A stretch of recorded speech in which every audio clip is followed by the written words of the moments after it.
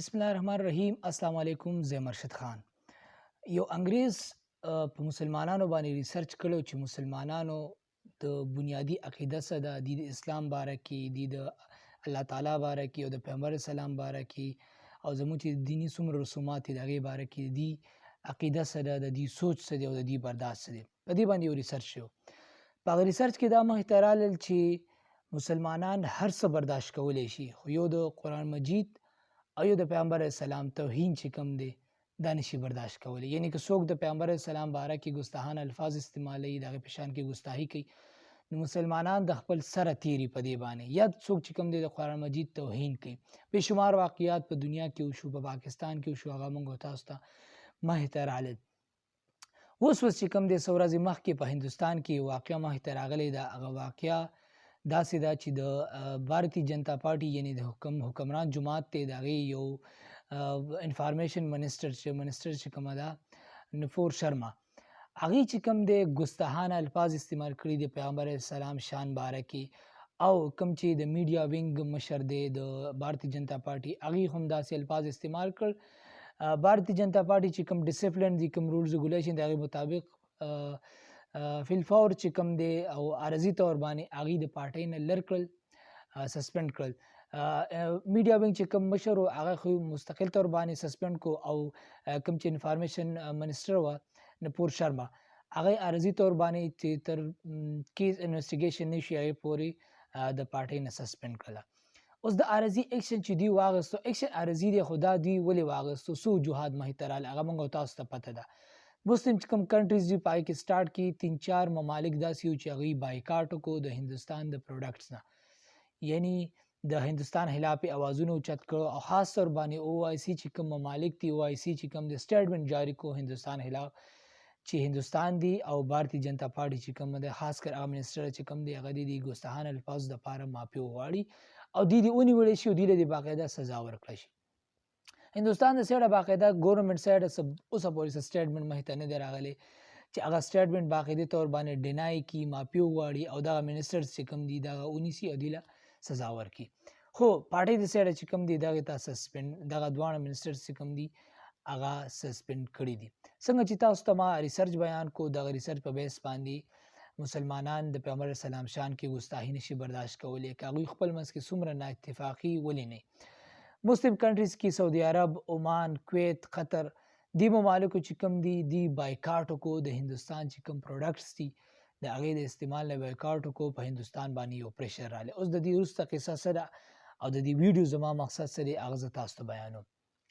پهله خبره خو دا ده که چېرې مسلمانان دغسې اتفاق وکړي، مسلمانان را یوځای شي او تقریبا 57 نه زیات ممالک چې کوم دي دوی اتفاق وکړي، اکنامیکلی چې کوم دي دی دا غیر مسلم کنټریز چې کوم دي دی ډیمیج کړي. زمونږ د اسلامي ممالکو چې کوم دي زیاتره ریمیټنس یعنی زیاتره پیسې چې کوم دي هغه دی غیر مسلم کنټریز ته ځي. مونږ دغه پروډکټس چې کوم دي مونږ دا چې کوم دي دا پروډکټس مونږ امپورټ کوو او مونږ چې کوم دی دلته استعمال کوو او مونږ هغې ته پیسې ورکوو. اکنامیکلی که چېرې مونږ دا یو اتحاد وکړو، مونږ یو معاهده وکړو، نو مونږ هغې ته چې کوم دی یو قسم ته نقصان ورسولی شو، او بیا په دې نقصان په بیس باندې مونږ په هغوی باندې خپل چې کوم زموږ ډیمانډز دي هغه ډیمانډز خو مونږ په هغې باندې منلی شو. که چېرې دا مسلم ممالک اتفاق وکړي نو آیا کشمیر به آزاد نشي؟ که دا مسلم ممالک اتفاق وکړي آیا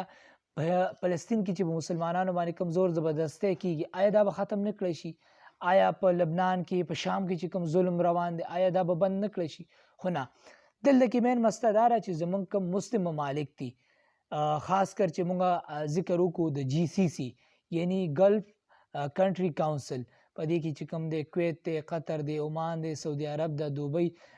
دا ممالک چې کوم دي د دوی په خپل منځ کې چې کوم دی نا اتفاق دی. بیا په دغه کې تاسو وګورئ ایران او سعودي عرب خپلو کې نه لګي، شیعه او سني قصه روانه، عراق او ایران نه لګي. بیا که تاسو ته یاد وي عراق چې کوم دی په کویت باندې اټیک کړو د تیلو دپاره کوم کرایسیز، بیا چې کوم دی امریکې څومره استعمال کړو د دې مسلم ممالکو. دا ټوله هسټري چې کوم ده دا ډاکومنټډ ده، دا موږ سره پرته ده. نو زمونږ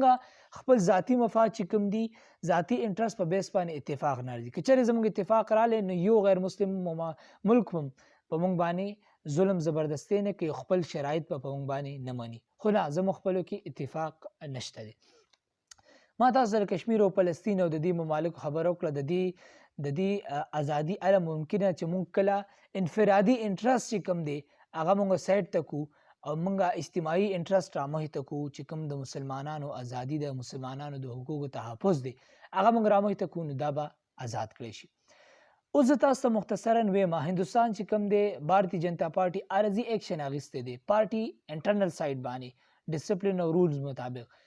ګورنمنټل سایډ چې کوم دی هغې اوسه پورې سټیټمنټ نه دی جاري کړی نه دا فیصله هغې ډینای کړې ده دا فرست ټایم نه دی چې مسلمانانو خلاف چې کوم دی داسې زور زبردستي کیږي تشدد کیږي پیغمبر اسلام شان کې ګستاخي کیږي د قرآن مجید توهین کیږي فرست ټایم نه دی د دې وروسته چې کوم دی ډېر مقاصد کیدی شي مثلا موږ تاسو وګورو دی زموږ یو قسم ته ټیسټ هم اخلي په پاکستان کې انټرنلی هم دا مسایل دي په هغې باندې به هم خبرې کوو بیا موږ ټیسټ کوي چې د مسلمانانو جذبه څومره پورې موجوده ده مسلمانان چې کوم دي څومره پورې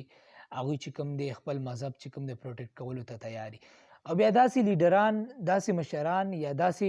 کارکنان چې کله داسې اسلام خلاف یا پیغمبر اسلام خلاف ګستاخانه الفاظ استعمالوي نو دوی د خپلې فیم د پاره د خپل شهرت د پاره دوی سره د هغوی بیانې ته چې کوم دی فروغ ملاویږي نو د خپل شهرت د پاره هم داسې الفاظ استعمالي په میډیا کې ګردشو کې بیا ډینای کی معافي غواړي اپولوجایز کی خو هغې ته یو فیم حاصل شي هغوی بیانې چې کوم دی هغه موقف مضبوط کړی شي پاکستان دننه چې کوم دی اسمبلی کې اجلاس شو دی باره کې موږ شدید مذمت کو موږ جلوس هم وکړو خو یو سر ته تاسو سوچو کې کم مذهبي ګروپونو چې کوم فرانس خلاف راوتي او درنې کړی احتجاجونه کړي هغه دا ځل خاموشه دي او دغه ګروپونه چې کوم دي د اسلام په نوم باندې د اسلام کارت څنګه استعمالي او دا ګروپونه بیا استعمالي څوک دا موږ تاسو ته پته ده چې دا ګروپونه څوک راوچتي کله ول مفاد ورکي کله ته مفاد اخلي کله ته چې اکشن والے کله ته د ډومور والا کاشن ورکي دا څوک استعمالي موږ تاسو ته واضح د نوم غوښتو ضرورت نشته دلته کې زما مین چې کوم مقصد دی مین پوینټ دی چې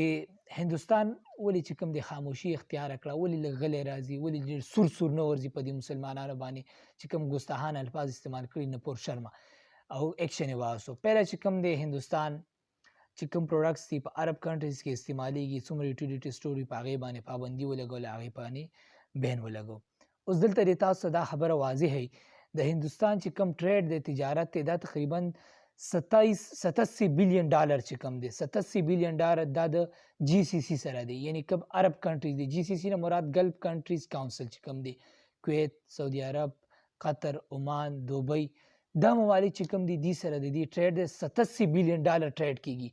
کچری دی دا اکشن نه وي اغستې نو دوی 87 بلین ډالر نقصان دلته کې دی ته کېدو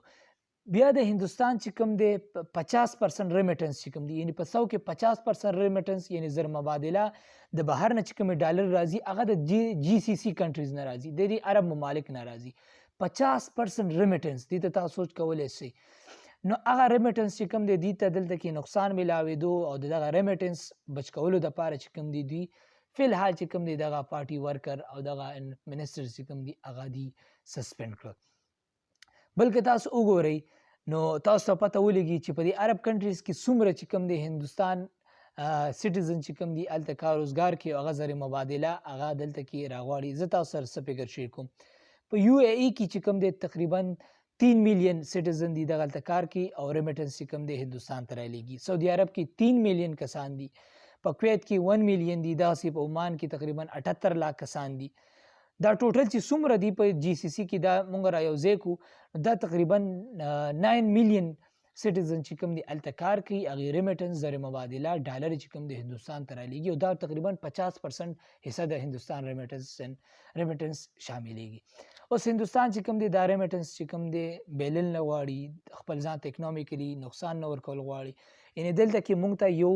اکنامیکلی یو ویک پوینټ چې کوم دی موږ ته پښتو کې ورته وایي خوږ رګ چې کوم دی مخې ته رالی خوږ رګ د دې دا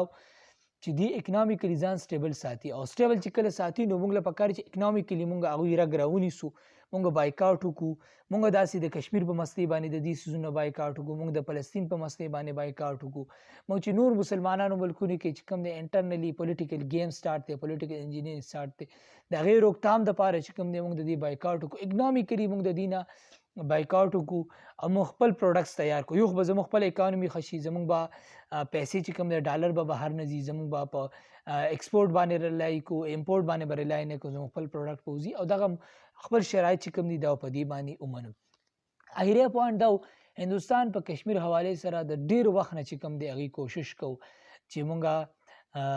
په هندوستان چې کوم موقف دی په کشمیر باره کې د پاکستان کوم دی چې پاکستان سره د عرب ممالک ملګرتیا ونه کړي. پرایم منسټر مودي چې کوم دی د دې هندوستان جی سی سی کوم کنټریز د دې مختلف دورې کړي، د هغوی موقف اخیستې او د هغوی رایه اخیستې وه چې تاسو په دې کشمیر په مسلې باندې خاموشي اختیار کړئ. همداسې شی وه هندوستان ته دا یاره وه چې مونږه داسې کشمیر ونه بیلو، په کشمیر باندې د عرب ممالک چې کوم سټینډ دی هغه مونږ ونه بیلو، دوی چېرته د پاکستان ملګرتیا ونه کړي، نو عرضي سټینډ یې اخیستې او ګورنمنټ سایډ چې کوم دی هېڅ سټیټمنټ نه دی راغلی. الله تعالی دې وکړي چې آینده داسې واقعات رامنځته نه شي او داسې خلک راپانسي په دنیا کې چې کوم غیر مسلم دي او که مسلمانانو کې چې کوم غلط عقیدو والا دي چې هغه د پیغمبر اسلام په شان کې ګستاخي وکړي. ماله اجازت راکړئ. د الله په امان.